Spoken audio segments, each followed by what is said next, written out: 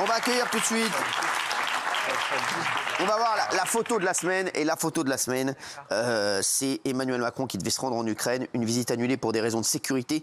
Mais qui a décidé d'annuler cette visite? Qui s'occupe de la sécurité du président de la République? Combien sont-ils? En exclusivité ce soir, avec nous, Alexandre Benalla est là. Il s'est occupé longtemps de la sécurité d'Emmanuel Macron. Et on lui fera un petit...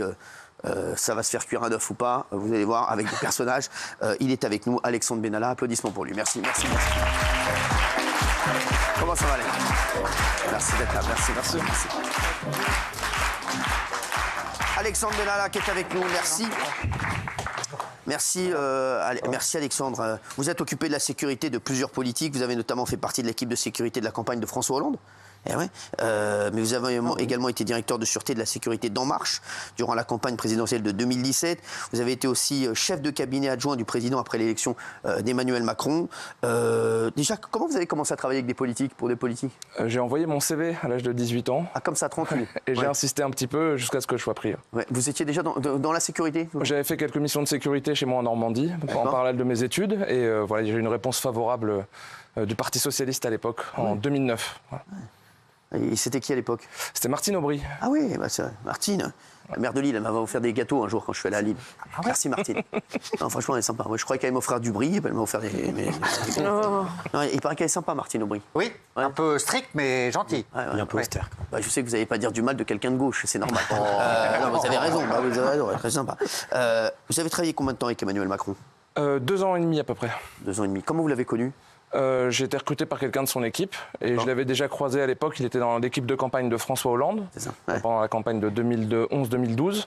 Et voilà, ça avait matché avec une partie des gens qui ont continué l'aventure avec lui au ministère de l'économie et des finances. Et au moment de la présidentielle, ils m'ont demandé si j'étais intéressé à intégrer l'équipe et j'ai dit oui. Voilà. D'accord. Et avec lui, après, vous étiez en contact après direct avec lui? Oui, après, j'étais en contact directement avec lui, avec ses équipes, le chef de cabinet, des membres de la campagne. C'était quoi vos missions auprès du président de la République? Alors, principalement, c'était l'organisation des déplacements présidentiels. Ouais.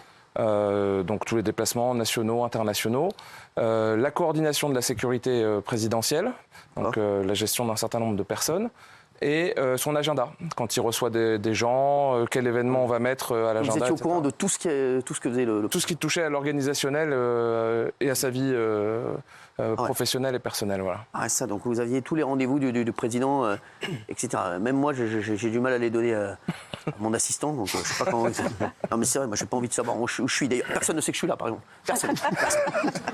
Vous occupez aussi de la sécurité des membres de sa famille, de Brigitte aussi ou pas? Oui, ça faisait partie du travail, tout à fait. D'accord, ouais. Parce qu'il y a une sécurité aussi pour... Exactement, il y a des policiers et des gendarmes qui appartiennent à un groupe qui s'appelle le GSPR, le groupe de sécurité de la présidence de la République, et qui sont en charge de la sécurité de l'environnement proche du président. Voilà. Il y a combien de personnes qui s'occupent de la sécurité et de la sûreté du président de la République environ? Alors, c'est un peu plus de 350 personnes. Ouais. Parce qu'il y a la sécurité des bâtiments, donc l'Élysée, la présidence de la République, c'est 250 gendarmes à peu près. Il y a les dépendances, ce qu'on appelle la Lanterne, le Palais de l'Alma, etc.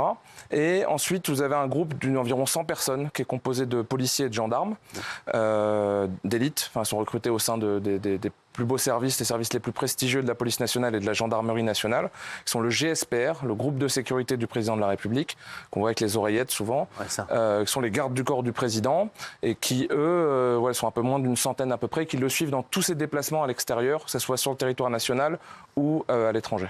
Alors, qu'est-ce qui est plus difficile quand on s'occupe de la sécurité du président de la République? C'est quoi? D'anticiper l'imprévu. Ah ouais.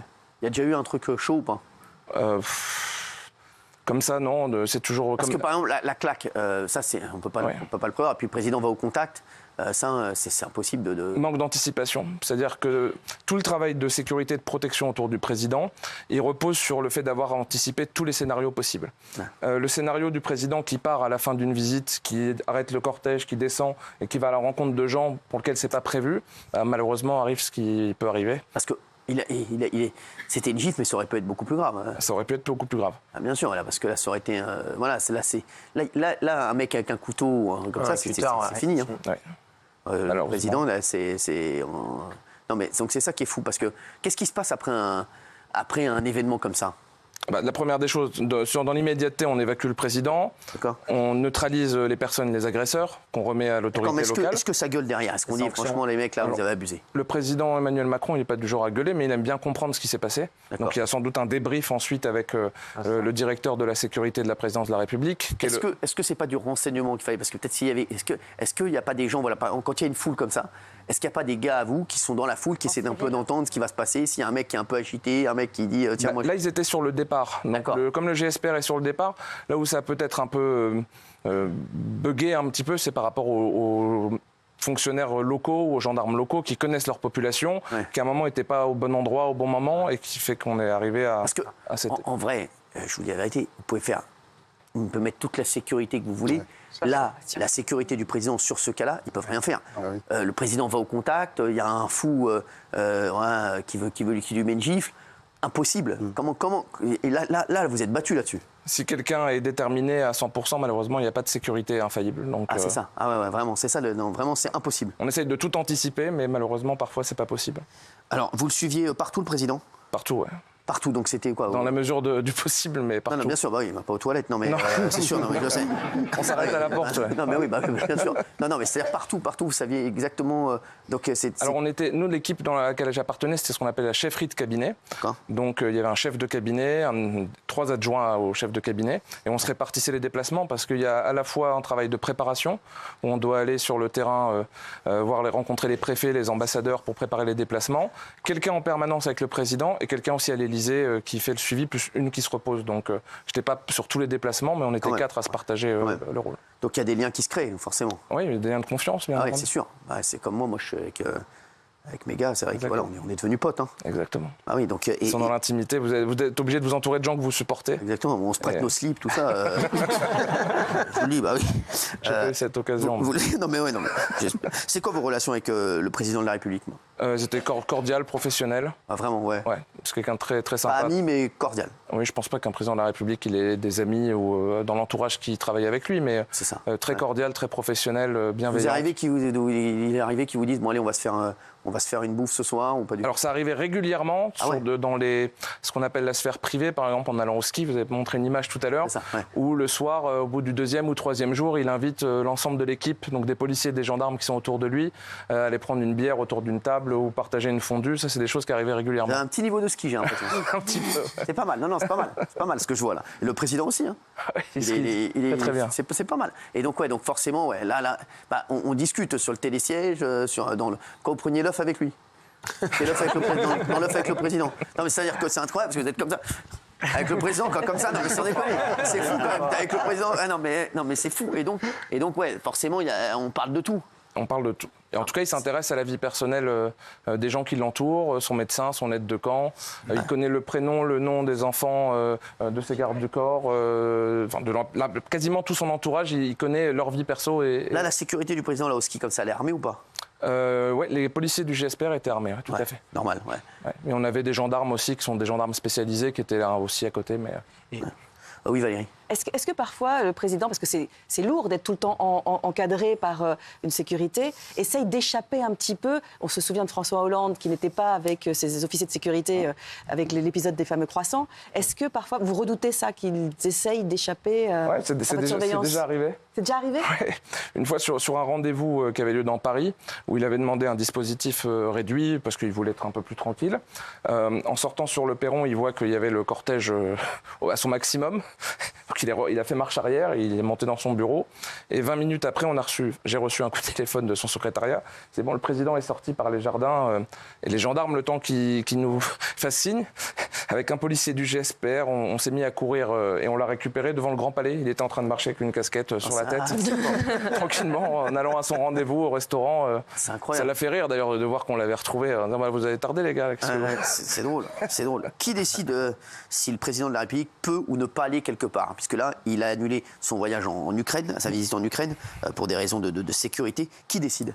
En vrai, en France, on a un fonctionnement différent de ce qu'on peut voir aux États-Unis, par exemple. Donc, c'est le président de la République qui décide, in fine. Sur une problématique comme celle-ci, qui est la problématique de sécurité qui est invoquée, en fait, c'est le chef de la sécurité du président de la République, le chef de cabinet, le directeur de cabinet, le conseiller diplomatique qui, en fonction des informations qui leur sont données, que ce soit pour des services de par des services de renseignement français ou une information qui vient, qui dit que malheureusement on ne pourra pas assurer la sécurité ou ça peut être compliqué ou difficile, vont se réunir, vont jauger la réalité de la menace, parce que les services de renseignement, ils vont toujours un peu au-dessus, de manière à préserver, ils font leur boulot simplement, mais ils mettent toujours le curseur un peu au-dessus, et ils vont décider d'aller voir le président de la République en lui exposant, voilà, il y a telle menace, nous on vous conseille de ne pas y aller maintenant. On vous conseille de reporter ou on vous conseille à ce que le président, par exemple Zelensky, vienne en France plutôt. Et là, c'est ce qui s'est passé parce que c'est ce qui a été décidé sur la visite du président Zelensky. À la fin, c'est quand même... On lui expose en fait au président les risques et on lui dit voilà, nous on te conseille de ne pas y aller, mais c'est le président qui décide. Tout à fait. Si le président dit j'y vais quand même, il y va. Il y va quand même. C'est ça, donc vous mettez tout en ordre pour que la sécurité soit la plus sécure possible et vous y allez en fait, c'est lui qui décide. Là c'est donc le président qui a dit, moi d'après ce que vous m'avez dit, c'est peut-être mieux de ne pas y aller. Voilà, sur les conseils des gens qui l'entourent. C'est ça, donc pour que le président n'y aille pas, parce que je sais qu'il aime bien aller au contact et que c'est pas le genre à renoncer. C'est que vraiment... Là, c'était chaud. C'est qu'il y avait quelque chose de sérieux, sans doute. On le saura sans doute jamais, mais c'est ça. C'est qu'il y avait des éléments sérieux qui indiquaient qu'il ne fallait pas qu'il y ait. C'est sûr. Oui, Rolf. Parce qu'en fait, ça me rappelle un souvenir à l'époque, parce que moi, j'ai bossé sur la campagne de François Hollande. Ah ouais. Et oui, j'étais parti en campagne avec lui. Il était à 4% dans les sondages à l'époque. Personne n'y croyait. Il est bien remonté. On a vu la chose évoluer. Et c'était une de mes chansons qu'il avait pris pour sa campagne, pour les primaires d'ailleurs, entre autres, à l'époque. Et les croissants, c'était les vôtres aussi? Et j'ai le souvenir de... Les agents de sécurité se tiraient les cheveux avec François Hollande parce que c'est quelqu'un qui... Alors, quand j'ai vu l'histoire du scooter, moi, ça m'a fait rire parce que ça m'a rappelé des souvenirs. C'est quelqu'un qui était attaché, mais fondamentalement, à son scooter. Ah ouais. Pendant la campagne, il refusait, je vous promets, il refusait de prendre la voiture. Et à un moment donné, ce sont les services de sécurité qui lui ont dit, bon, maintenant, ça suffit, vous êtes le candidat qui a le plus de chances maintenant de gagner, soit vous acceptez qu'on prenne la voiture, soit on arrête de faire votre sécurité. À l'époque, c'était ça. Mais il ramenait tout le monde, je sais. Mais c'était... Même moi, il venait me chercher. C'est très drôle, ça.